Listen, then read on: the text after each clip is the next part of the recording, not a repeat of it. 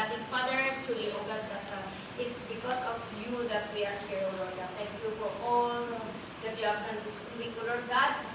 And thank you for this afternoon that you've allowed us again to come and sit at your feet, continue to teach us your truth, Lord, that may we continue to grow in the knowledge of you and continue to be maging kalugulog kami sa inyong harapan at maging handa sa inyong pagdating, Panginoon. Thank you, Lord. Thank you, Holy Spirit, for being our teacher in Jesus' name. Amen.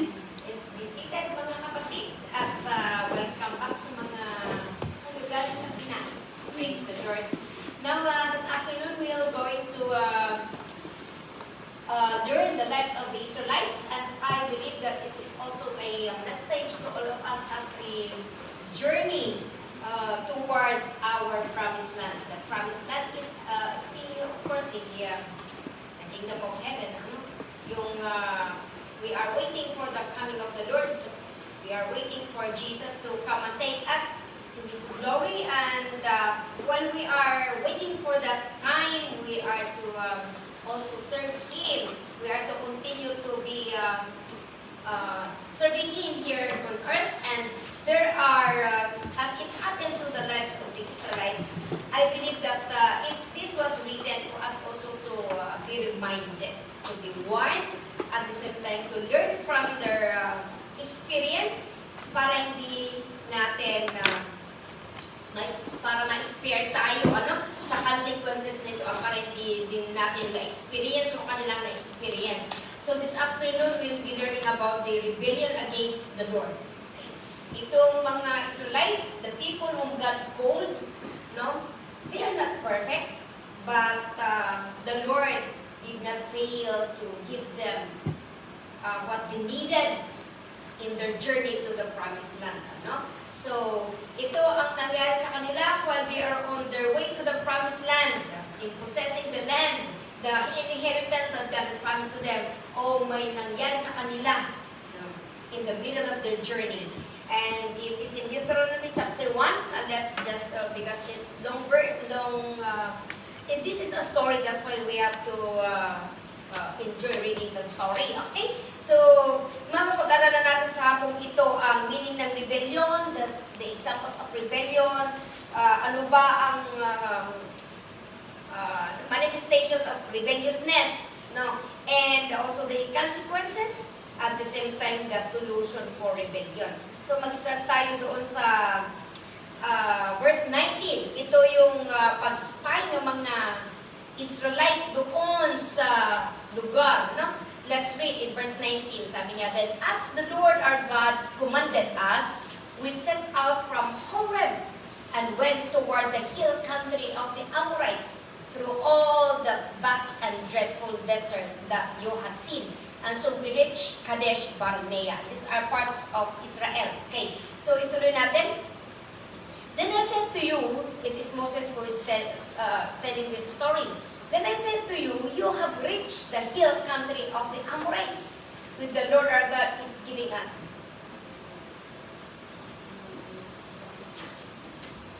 Okay, so yan. See, the Lord your God has given you the land. Go up and take possession of it as the Lord, the God of your fathers, told you. Do not be afraid. Do not be discouraged. Then all of you came to me and said, "Let us send men ahead to spy out the land for us and bring back a report about the route we are to take and the towns we will come to." Tuloy natin. "The idea seemed good to me, so I selected 12 of you, one man from each tribe." How many tribes does Israel have? 12. So there are 12 that were selected among the tribes. Kasi ang gusto ni Moses, sana, according to the instruction of the Lord, na pupunta sila. But then, sabi nila, okay, siguro, maganda kung may spy muna na pupunta. So, maganda rin naman. So, they selected the 12 the people among the tribes. Please continue. Okay. "They left and went up into the hill country and came to the valley of Eshcol and explored it. Taking with them some of the fruit of the land. So nakarating na, in short, pumunta na, yung 12, pumunta na sila doon sa lugar na kanilang iispayan. And when they there, para may proof, they took some of the fruit of the land. They brought it down to us and they reported, it is good land that the Lord our God is giving us. Oh, sabi nila, maganda kasi ito, pinakita yung bunga. Now, let's continue. Now, dito na nag-start yung rebellion. No? Nung, of course, okay, na-ispayan na. Di ba? Ang sabi ni Moses is, oh, we go and possess kasi ang sabi ng Panginoon, I already gave you the land. The only thing that you need to do is to go and possess the land. Ibig sabihin, it is all prepared. Sa inyo na talaga yan. Pupunta lang kayo doon. But then these people, ni-enjoy nila kasi doon sa Horeb na, wow, it's good here. They are enjoying the comfort of Horeb. Kaya sabi ng Panginoon, ay nako, hindi yan ang pinamis ko sa inyo. There is far better. No? And so sabi niya, you go. But then sabi nila, hindi muna, mag-spy. So, na-accomplish naman. So, the spy went and they brought the proof. Napakaganda. But then itong mga, in verse 26, ito na. After seeing all, no? They are unwilling to go up. Yan na. They are unwilling to go up. Sabi ni Moses, but you were after seeing everything, you are unwilling to go up. You rebelled against the command of the Lord your God. Ang command ng Panginoon is, go and possess the inheritance that I gave you. But these people, they are unwilling to go. They are willing to go and possess. Mahilig kasi ang tao sa shortcut. Sabi nila, okay, yan ang pamana mo. Ay, bakit naman dyan? Ang layo sa kalsada. Ang layo sa tubig. Marami ang gusto ng tao. Yung talagang, yan, nasa harapan mo. Diba, minsan sabi mo, ang ganda ng may pamana, diba? Sino dito ang may pamana? Pero minsan pag pamana mo dyan, malayo sa kabias na. Malayo sa kalsada. Dito sana, parang diba, it happened also to Abraham and Lot.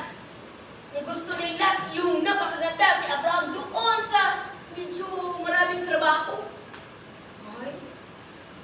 Sana yan, hindi yan. Yan ang tao. And even in this verse, makikita natin ang definition ng rebellion. Pero sige, ituloy natin. Sige, doon sa... before that, I would like to mag-pause muna tayo. And I just wanted to share to you itong definition before we go to the manifestations of that rebellion. So, rebellion means, rebellion is against the Lord, of course. No? Sino dito ang masaya na may nagre-rebelde? Lahat tayo, galing tayo sa rebelde, di ba? Sabi niya, rebellion against the Lord in the Bible is defined as willful disobedience. Willful disobedience, yan ang rebellion against the Lord. Di ba? Ang topic natin is rebellion against the Lord. It is a willful disobedience. Or another term is stubbornness. Ang stubbornness, talagang sinasadya mo. And then another is direct opposition to God's authority. It is a direct opposition to God's authority, often rooted in pride. Because of the P-R-I-D-E. Yan ang punot dulo. Kung mai-blame, si pride ang i-blame. It is considered a severe sin. Malala. Nabasa ko sa Facebook. May pumunta nung naiburot sa doktor. Anong sakit mo? Malala. Anong malala? Ano nga klaseng sakit? Sabi niya. Malala nga. Oo nga, what kind of disease? Ay naku, malala kasi English mo kasi sabi niya. Ay nag-English yung doktor pala, tapos sabi niya, malala because it started last week. Hindi niya alam na yung akala niya siguro, hindi niya masabi yung yung klase ng sakit. itong rebellion, it is considered a severe sin. Kumbaga, acute. Kung sa cancer na. Ang stage niya is cancer. Stage. Last stage of cancer. No. It is a severe sin equating to idolatry and witchcraft. Bakit ito ay malalang kasalanan? Kasi may connection sa idolatry and witchcraft. And we know that idolatry is one of the unforgivable sin. It is, anong tawag doon? Blasphemy. It is connected to witchcraft at ayaw na ayaw ng Panginoon ang witchcraft because witchcraft is a worship to the devil. Okay, so it is a severe sin because it is causing spiritual separation. It separates you, hindi mo na mamalayan, nahihiwalay ka na pala sa Panginoon. It causes spiritual separation and judgment. It leads to judgment, hindi lang separation, but then judgment. Kaya ang example dito is si Adam and Eve. Di ba? When they sinned against the Lord, they directly opposed the instruction of God. What happened to them? They were separated spiritually from the Lord. They were driven from the presence of the Lord. At may consequence yun. When you are out from the presence of God, you are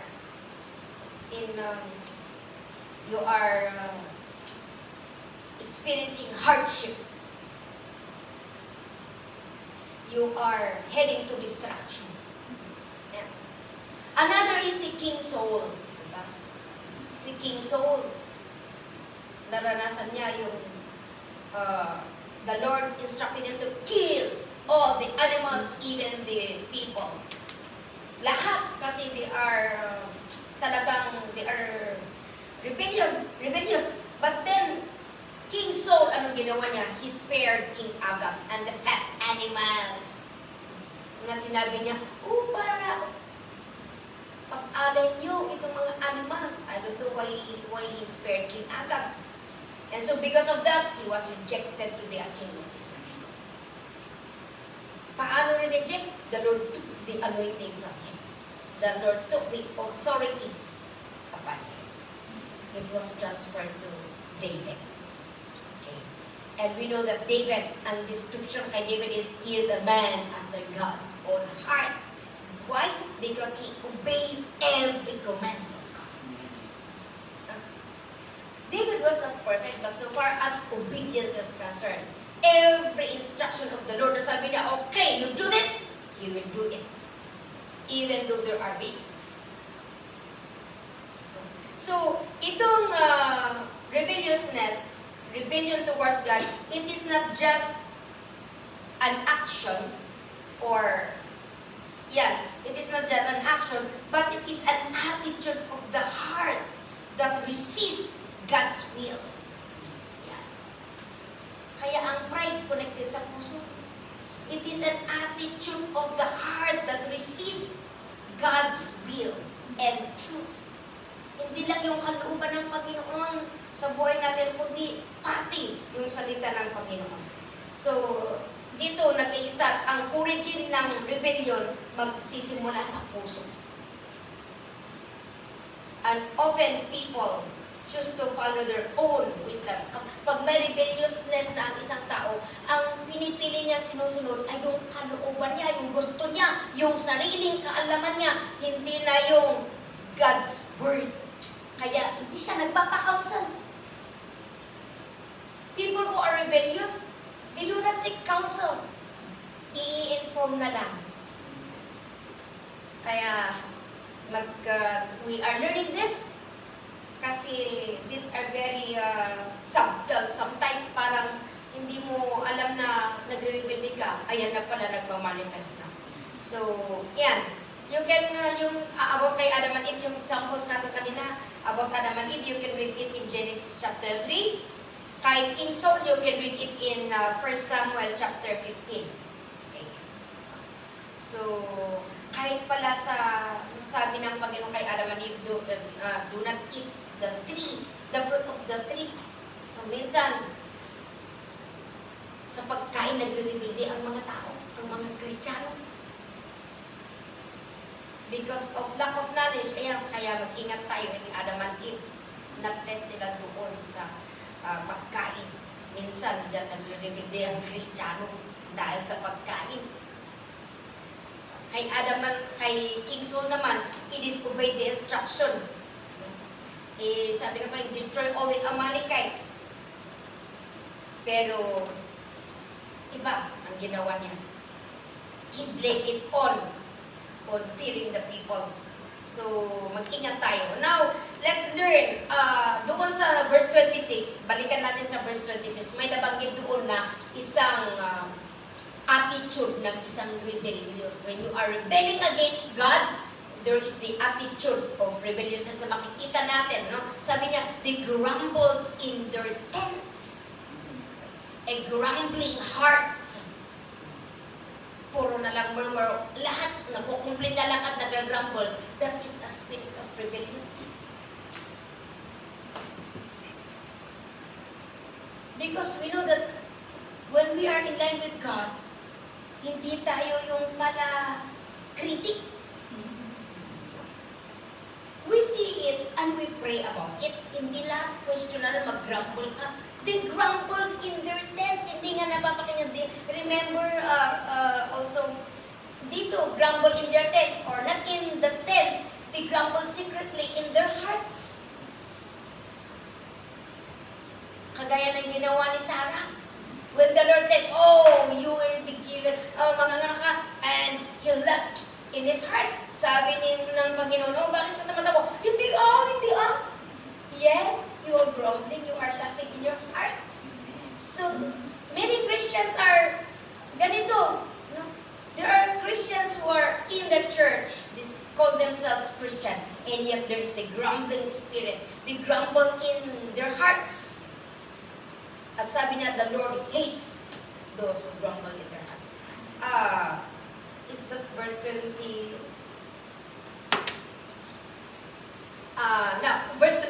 Isa yun, but let's go to verse 26.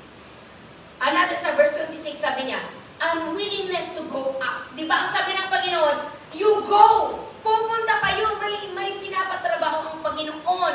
And specifically sabi niya, you go up. Huwag kayong mag-stay dyan sa Horeb. But you are to go and possess the land to Canaan. Di ba? Yan ang pupunta nila sana. And then, but they choose to stay in Mount Horeb or in Kadesh Barnea. So, yan. Even one of the manifestation of rebellion towards God is unwilling to go. Kung baga ang sabi ng Panginoon, okay, punta ka doon sa Central mag-evangelize. Bakit kailangan ko kaya hindi sa Central kasi madali sa Central? Punta ka doon sa airport. Kasi maraming mga kaluluwa doon.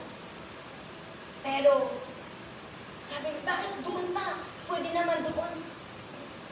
When we have that unwillingness to obey instruction, unwillingness to go to where God is telling us to go, that is a rebellion towards God. Sometimes na-detest tayo at first, okay, pero pag palagi mong ginagawa, sometimes lalo na kung malayo, tapos umuulan pa, tapos wala kang kasama, tapos meron kang iniinda, o kaya, naku, kailangan ng pamasahe, o kaya, naku, may ibang invitation between birthday and going to the mission or going to where God is telling you to go. Ano ba yan?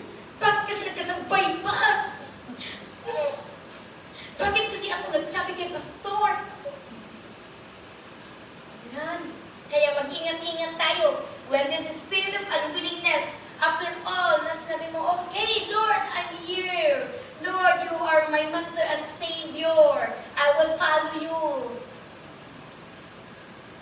Now, there's that unwillingness. And truly enough that ang everyday, ang worst na kalaban natin is ang ating sarili. What causes us to struggle is ang ating sarili. Na kahit okay, pero itong katawan natin, many times ito ang struggle natin. Kaya we have, that's why Jesus said, anyone who wants to follow me must deny themselves. Ito ang kalaban natin pala. So, we are learning this for us, no? Para we avoid rebelling against God. Kung nakipag-commit ka, nakipag-covenant ka, nakipagkasundo ka, okay, the moment that you become a Christian, the moment that you receive the Lord as your personal Lord and Savior, you are entering into a relationship with God. And we do not own our life, no? We are to follow our Master. We are to work with Him. It's partnership. Hallelujah. So, yan. So, sabi nito na, tingnan natin itong mga Israelites, it is for their sake, for their good, kung bakit ito pinapagawa ng Panginoon, pero anong ginagawa nila? Parang binabaliwala nila. They take it for granted. After all, it is for their inheritance. They were unwilling to go and to possess their inheritance. If you go back to read in verse 6 to 8 and 19 to 25, makikita natin doon ayaw nila na talagang puntahan yung lugar na ipinasabi ng Panginoon sa kanila. Okay.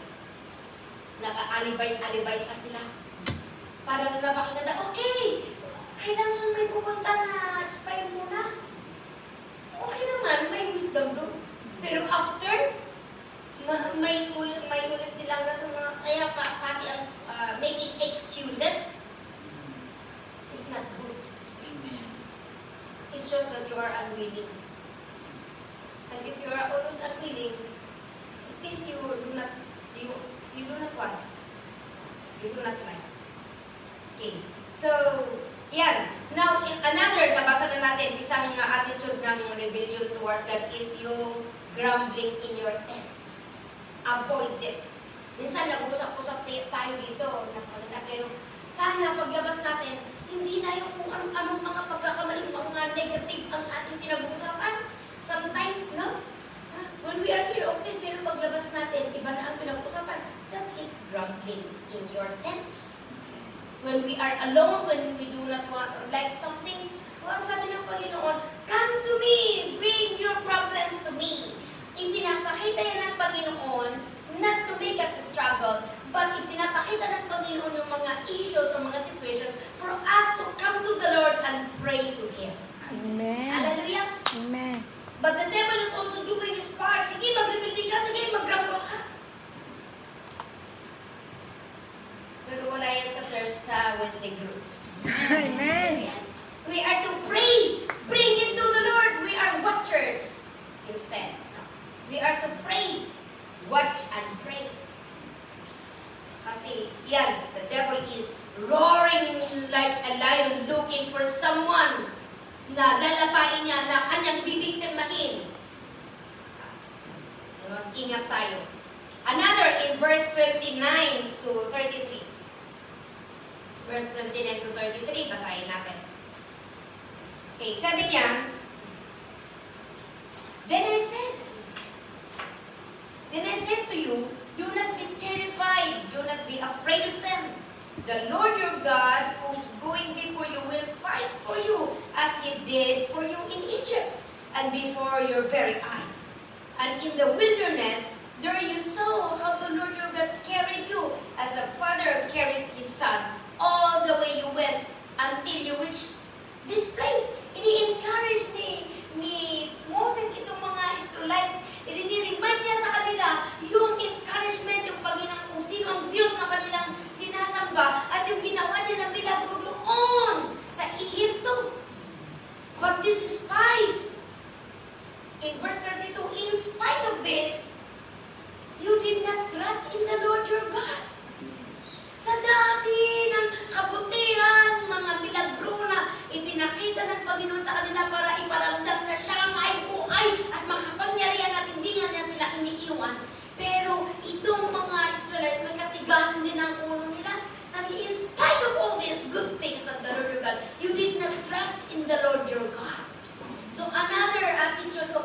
rebellion towards God is lack of trust. Lack of trust. After all, the Lord, dito, ipinakita niya yung mga pero itong mga Hudyo, itong mga Israelites, they trusted what they see. They did not trust the Lord, who had been working behind the scenes, who had been all the way kahit na anong pinagdadaanan nila. No? Alam niyo, nung nasa Egypt sila, God saved them. No? God favored them. Despite na pinakahirapan sila ng mga Israelites, the Lord also used Joseph to help para sila ay hindi mamatay sa Egypt. And even while they were in the wilderness, the Lord provided the clouds during the night, clouds during the day, to protect them from the heat of the sun, and fire during the night to keep them warm in the desert. But despite of all this, nakatingin pa rin ang mga Israelites doon sa mga negatives. Ang hirap kaya. Diyan. Tapos sabi ng iba, ang lalaki ng mga anak kites. Yan. The lack of trust is one of the signs, attitude of rebellion towards God. And the heart is in rebelliousness. Diskumpiyado sa lahat. May hirap yun.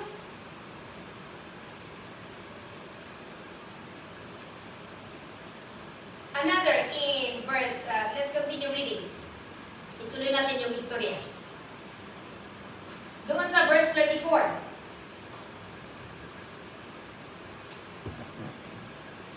When the Lord heard this, sabi ng verse 24, when the Lord heard what you said, He was angry and solemnly sore.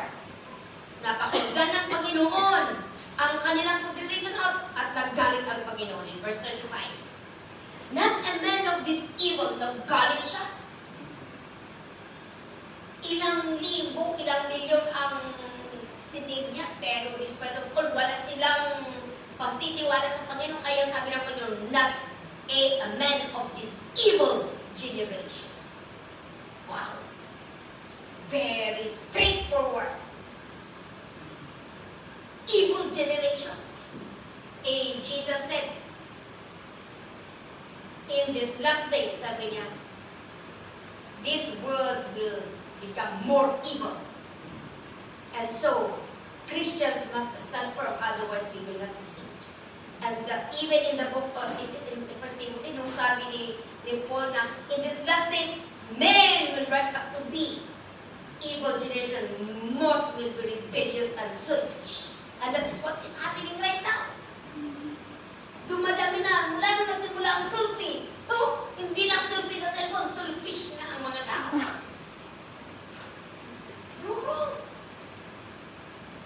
Tingnan natin ang sa nangyari ngayon. Wow!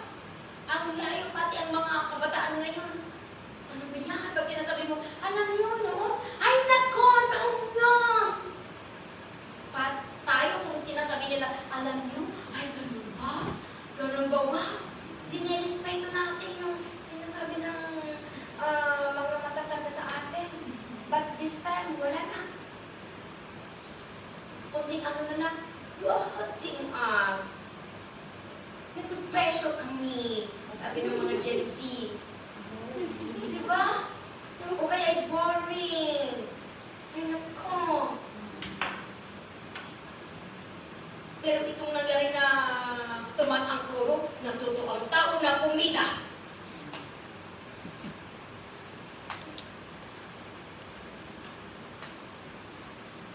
Tuloy natin na, a man of this evil generation shall see the good land I swore to give your fathers. Talagang nag-ano na ang Panginoon, nag-decide na. Now, tuloy natin, verse 36. Except Caleb, son of Jephunneh, among all the many Israelites, iisa lang ang nakita ng Panginoon, si Caleb. Kaya kung may anak kayo, magandang pangalanan ang Caleb. Kasi ang description dito, he will see that I will give him and his descendants. Si Caleb, sabi na, because he followed the Lord wholeheartedly. Walang pagre-rebelli, walang distrust, walang grumbling spirit, walang unwillingness. He was willing and wholehearted. Buo ang puso niya na sumunod sa Panginoon. Kaya siya ang makakakita at siya, I will give him and his descendants the land he set his feet. Grabe. Kung saan siya pupunta, where he sets his foot, it will be his. Kahit pa kalog yan. Parang kalog lang yan, pero wow! Ganda ng espiritu niya. Caleb naman, hindi kalog. Wow! Tuloy natin. Because of you, the Lord became angry with me. Oh, naisama, naidamay. See, when a rebellious spirit is very, maraming nadadamay. Kahit si Moses, nadamay siya. Dahil sa pag-rebelli ng mga sabi ng Panginoon kasi, okay, they are asking, Lord, dinala mo dito kami sa desierto para lang magutom at makuhaw. Buti ba doon? Si Moses na-test doon sa pagkahatid mo niya. Hindi makahintay itong mga Israelis sa tubig. Sabi ng Panginoon, kausapin mo lang yung bato at lalabas ang tubig. Sa galing na sa mga murmurers na mga rebellion Israelis, pinalo na anong nangyari. The water gushed out of. Because of that, sabi ng Panginoon kay Moses, pati ikaw. When we are contributory to the rebellion of others. Kung nakita mo na napapakinggan mo at nararamdaman mo na nagre-rebelde ang isang kinakasama mo, iwasan mo. Otherwise, mag-isama ka, madamay ka. Hello? Huwag mong gawing basurahan ang tainga mo. Mamaya, pati ikaw, naapektuhan na, ayaw ko na rin. It's very contagious. Ay, warning ito. Grabe, kahit ay Moses, sabi niya, you shall not enter it either. Nakakatakot. But your assistant, Joshua, maganda. At least nandyan si Joshua at si Caleb, sabi niya, Joshua, son of Nun, will enter it. Encourage him. Wow. Ikaw kaya sabi namin, hindi. Yung pamanang mo, hindi na ikaw. Tapos, yung susunod nyo, siya. Pero, i-encourage mo. Magagawa kaya natin yan? When you are hurting, ganun ba? You encourage that somebody. You are discouraged and yet God is calling you. You encourage that somebody. Sabi ni Lord sa kanya, okay, Joshua, your assistant, will enter the land. Encourage him because he will lead Israel to inherit it. Tuloy natin. And the little ones that you said would be taken captive. Your children who do not yet know good from bad, they will enter the land. Yung mga 20s and below, sila yung hindi. When you see the book of Numbers and Exodus, until Deuteronomy, makita mo, those 20 years old and above, sila ang namatay sa disyerto. Yung mga adults, yung mga infants, little ones, 18, 19 and below, sila ang pumasok. Yung mga innocents. Those innocents, those who do not naki-agree, nakisama, nakipag-connect doon sa mga nagre-rebelde, sila ang nakapasok. But lahat, those who joined the rebellion, they all died in the wilderness. I will give it to them, and sabi ng Panginoon, your children who do not yet know good from bad, they are innocent. They will enter the land. Kaya it's good to be innocent. Sabi ng Panginoon, be excellent to what is good and be innocent of evil. Hello? Kung may nakita tayo na evil, do not meditate it. Lord, sorry. Nakita ko ba I just give it to you and fill your minds with fasting. Fill your minds with good things. Fill your minds with the Word of God. Kasi hindi mo maiwasan na habang naglalakad ka, may nakita ka, may napakinggan ka. But maintain innocence. Napakinggan mo but give it to the Lord. Huwag mong hayaan na maglaro o mag-dwell sa isipan mo kasi diyan ka talaga matitira. Mamaya, hindi mo na mamalayan may nagdadagdag pa. We want to enter. Sabi ko na ang definition ng rebellion towards God is kanina, it has severe sin. Hindi lang agad-agad maging severe yan. It starts from small. Pag hindi na agapan, magiging acute na. Diba? Kaya, yan, every time, kaya maganda yun, be innocent for what is good, be innocent of evil. And the God of peace shall, ano yun? Verse na yan?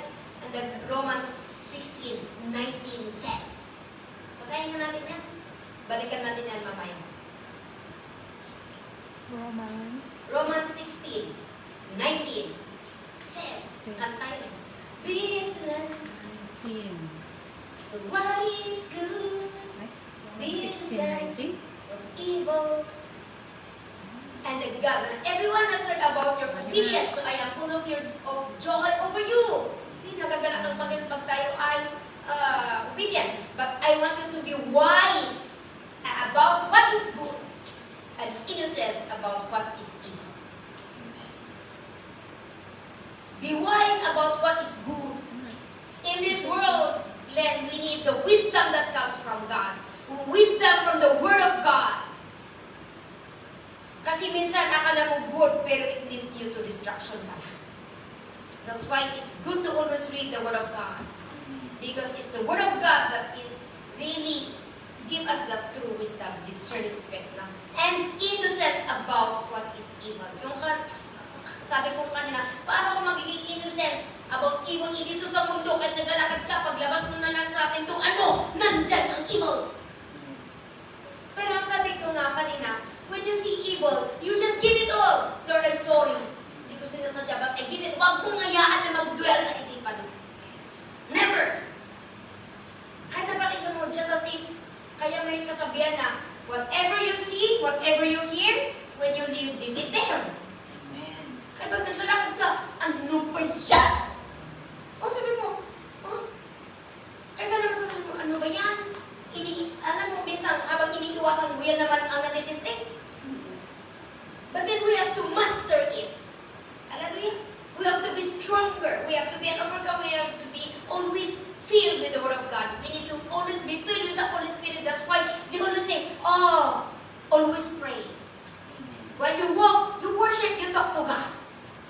So that kahit may nakita mo, at least alam mo na, ibabalik mo, in Jesus' name, Lord, forgive me. But huwag mo ngayon na magduwa sa isipan mo. You just bring it to the Lord. Kung baga may isang example, may nakita ko isang kapatid na nagkasala. Are you going to be mawawala ng tiwala sa kanya? Or you just look him also as one who is also need a prayer? Kasi kung minsan, bigla mong nakita, ay ganito pala ito.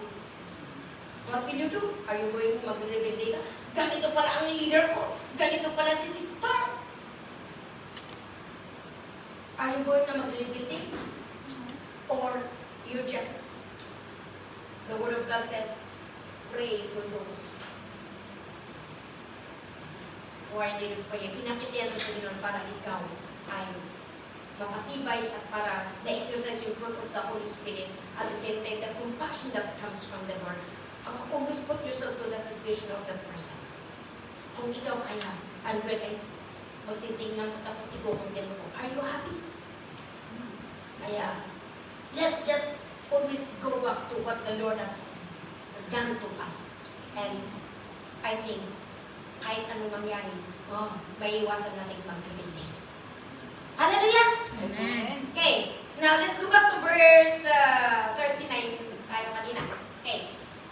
40. But as for you, turn around and set out toward the desert along the route to the Red Sea. Yan, di ba? Si Moses, hindi siya nakarating sa Canaan. He just looked beyond Kasi umakyat siya doon sa Mount Pisgah at dyan siya namatay. He just took over the Canaan. No. Now, 41. Then you replied, we have sinned. Ito, nag-reply. We have sinned. Itong mga, nung napakinggan nila si Moses na nag-explain, itong mga tao, we have sinned against the Lord. Na-realize nila, we will go up and fight. As the Lord our God commanded us. So everyone nung napakinggan nila, yung explanation ni Moses, sila ay, sige, gano'n, mabantayo. So every one of you put on his weapons, thinking it is easy to go up into the hill country. But the Lord said to me, tell them, do not go up and fight because I will not be with you. You will be defeated by your enemies. Tuloy natin. So I told you, sinabi ni Moses na huwag ka daw kayo pupunta kasi matatalo kayo kasi hindi sasama ang Panginoon sa inyo. But these Israelites, did not listen. You rebelled against the Lord's command and in your arrogance, you march up into the hill country. Sige, mabantayin na tayo. Pinilit nila na pupunta. Sometimes, ganun ang tao. Binatawan mo na nga. Nung kanina sana ngayon na tapos saka mo na lang, sige, okay na ako. Pupunta ako. No more. Kaya, kung sinasabi naman na pupunta, yan ang time na dapat tayo pupunta. Hindi yung ating oras ang ating sinusunod o yung decision natin. Kasi makaiba ang time ni Lord at ang time ng tao. Kaya may kasabihan na opportunity comes at once. It is a privilege to serve. Kaya bawal magpa-importante. Amen. Magpa-importante ka, ibibigay ng Panginoon doon sa talagang willing. Kaya huwag natin i-miss. Minsan may ganun tayo. Akala mo, mamaya, ikaw tayo ang nalugi. Sige. Ituloy natin hanggang verse, till the last verse. Okay. Until 45, okay. The Amorites who lived in those hills came out against you. They chased you like a swarm of bees and beat you down from Seir all the way to Hormah. Grabe naman. Talagang hinabot sila at pinahirapan. The Amorites who lived in those hills came out and against you. They chased you like a swarm of 45. So 45. You came back and wept before the Lord, but He paid no attention to your weeping and turned a deaf ear to you. That's it. Okay, bago natin ituloy yung, shall we read until 46? Please, pakisama yung 46, last verse. Yung 46, sabi niya, and so you stayed, dahil hindi sila tinulungan ng Panginoon, anong nangyari sa kanila? They stayed in Kadesh many days. All the time you spent there. Talagang walang nangyari sa kanilang effort kahit na sumunod sila, but it is not on the timing of God, it's still rebellion. So, kaya ang partial obedience is still disobedience. They went, but wala na. Late na, kaya mahirap yung uunahan mo at malilit ka sa timing ng Panginoon. There is always a time for everything. Pag inunahan mo o kaya makuhuli ka doon sa timing ng Panginoon, it's consequential. Kaya makita natin dito yung consequences of rebellion against the Lord. Makita natin doon sa verse 34 to 36. They died in the wilderness. Diba? Sabi, no woman among this will be able to enter the promised land. All this evil sa generation, sabi niya, they died in the wilderness. Lahat ng nakisama sa pag-rebel nila. Number 2, consequence of rebellion sa verse 42, God will not be with them. Diba yung sabi niya, huwag kayong pumunta kasi kung pupunta kayo, hindi sasama ang Panginoon sa inyo. Ano man ang gagawin mo, it will be useless. It will be unfruitful. Number 3, sa verse 44, defeat. Anong nangyari? Lahat ng mga tao na nandyan sa lugar na yon, na nag-camp doon, anong ginawa nila? inabot sila at pinahirapan sila. So, defeat.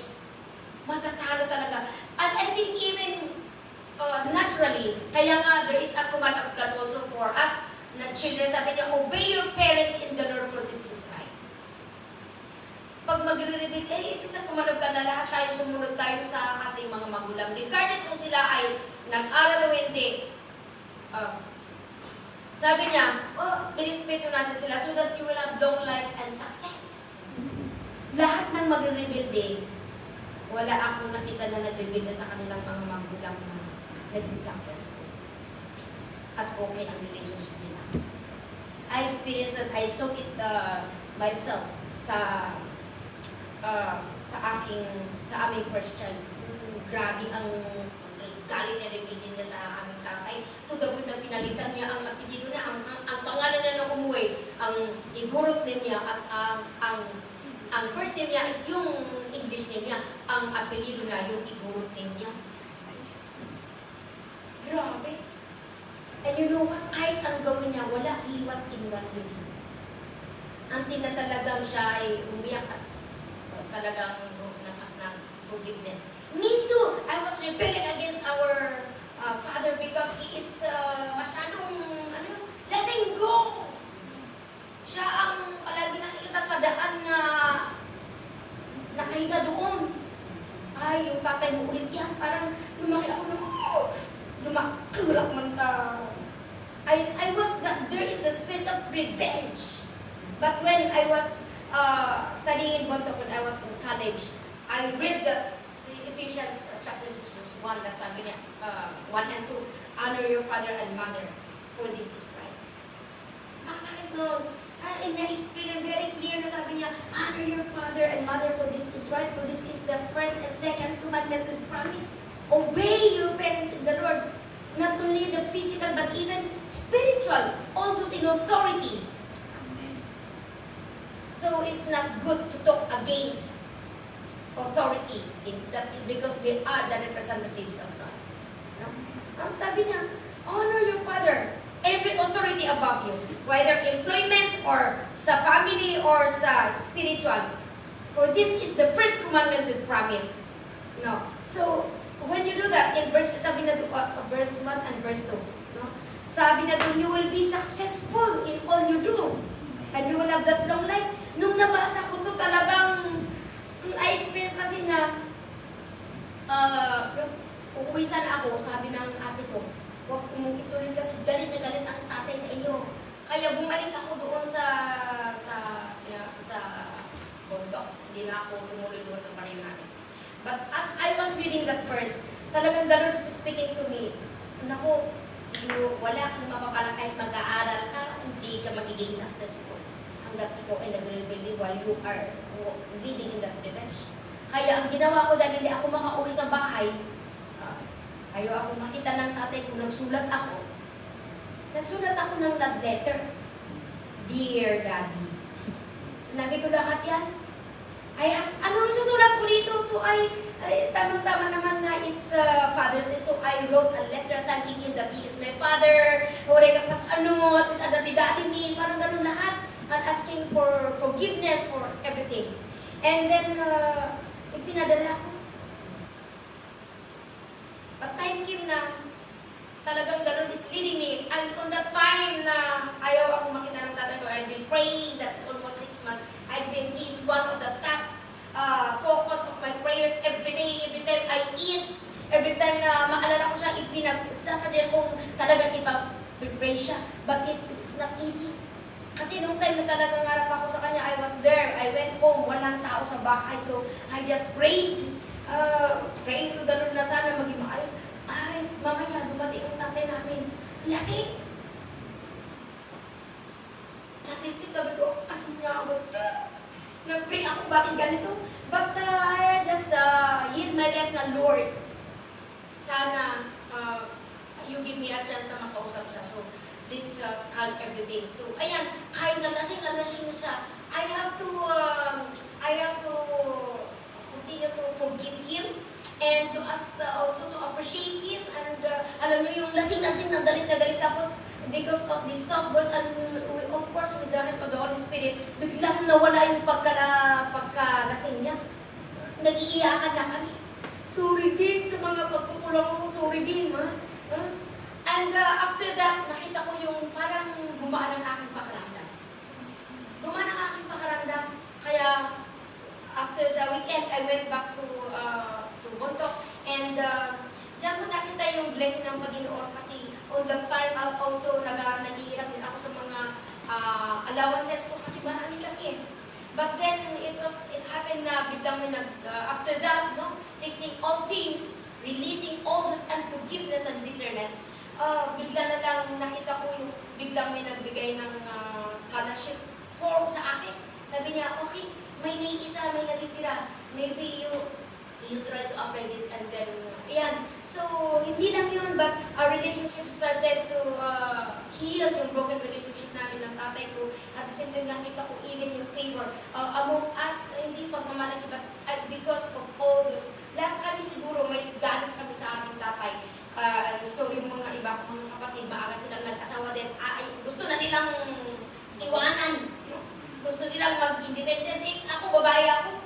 Saan ako pupunta?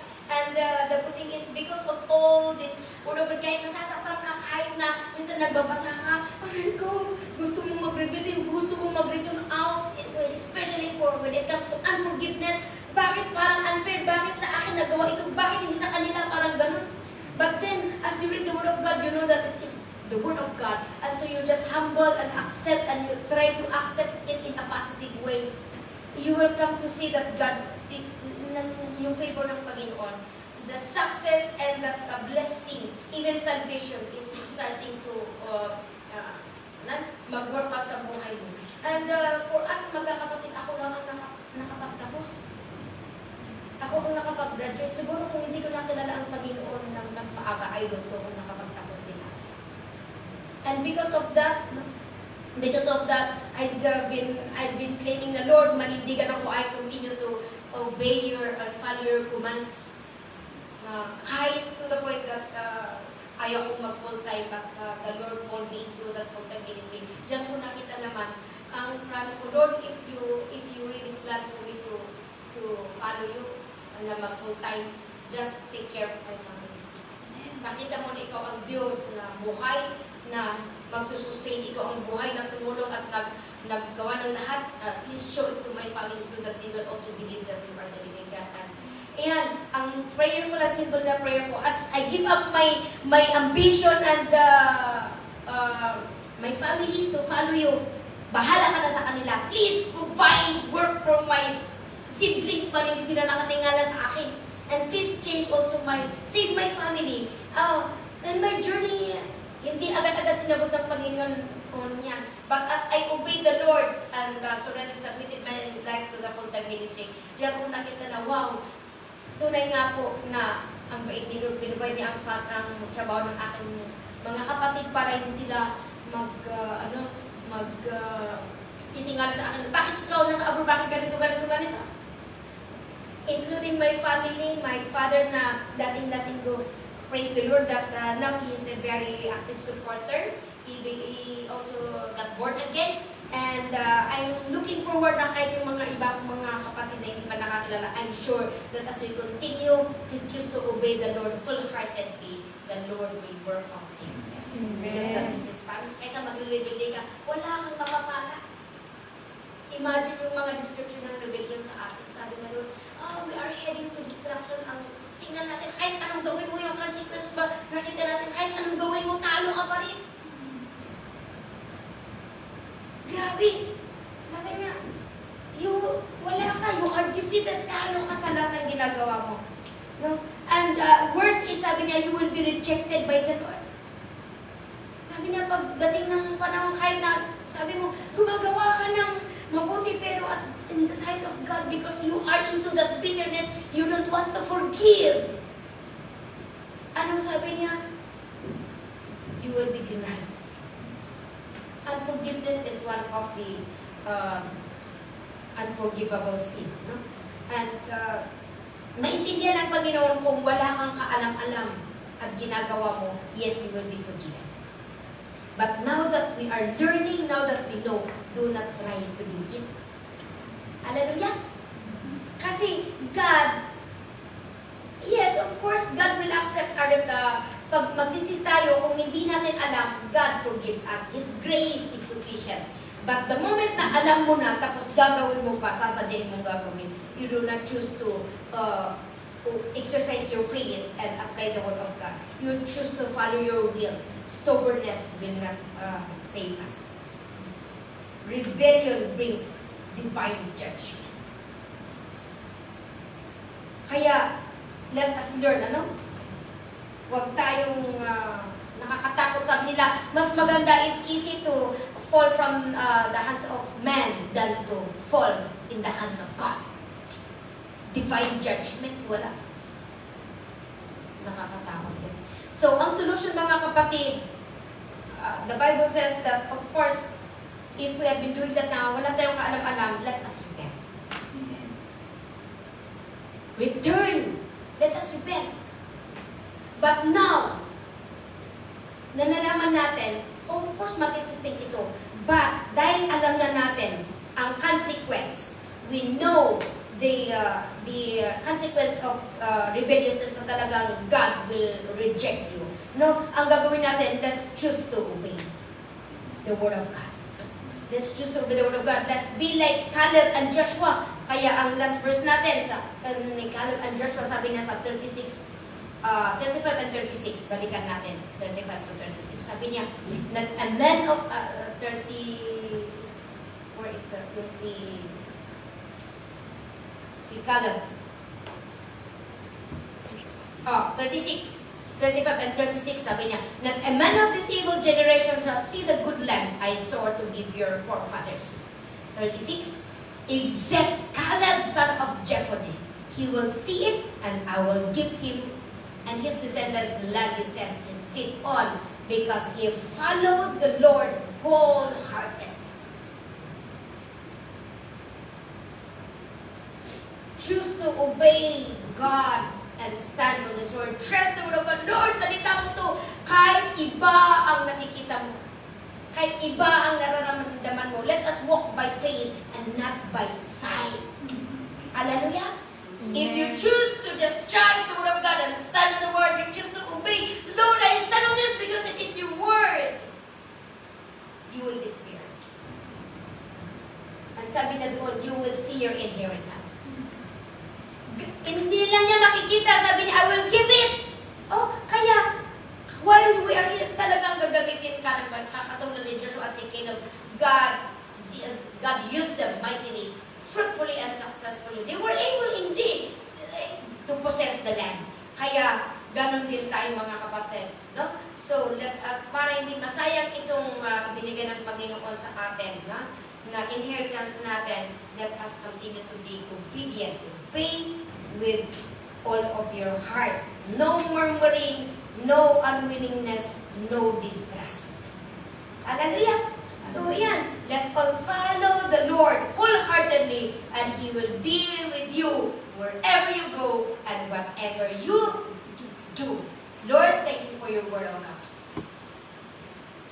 Help us to be like Caleb and Joshua, who chose to follow you wholeheartedly. No grumbling, no excuses, no unwilling spirit, no doubt. Help us, O Lord God, increase our faith and continue, O Lord God, to mold us, continue to reveal yourself to us, O Lord God, so that, Lord, we will not miss, we will hindi namin mamimiss itong inheritance na hinanap sa amin, kundi aming matatanggap, Panginoon. Lord, hindi lang kami, Panginoon, kundi including our families, O Lord God. Thank you so much, Lord, and continue, O God, na mangusap sa bawat isa sa amin. At Lord, kung mayroong man unforgiveness or rebellious spirit that you can see in us, Lord, we ask you, Lord, to take it on, Lord, that grumbling spirit, that anything that you see that is not right, take it over, Lord God, and help us, O God. Tulungan mo kami na piliin namin, Panginoon, na sumunod. Patuloy, Panginoon, na magpadirect sa inyo. Give you praise in Jesus' name. Amen. God bless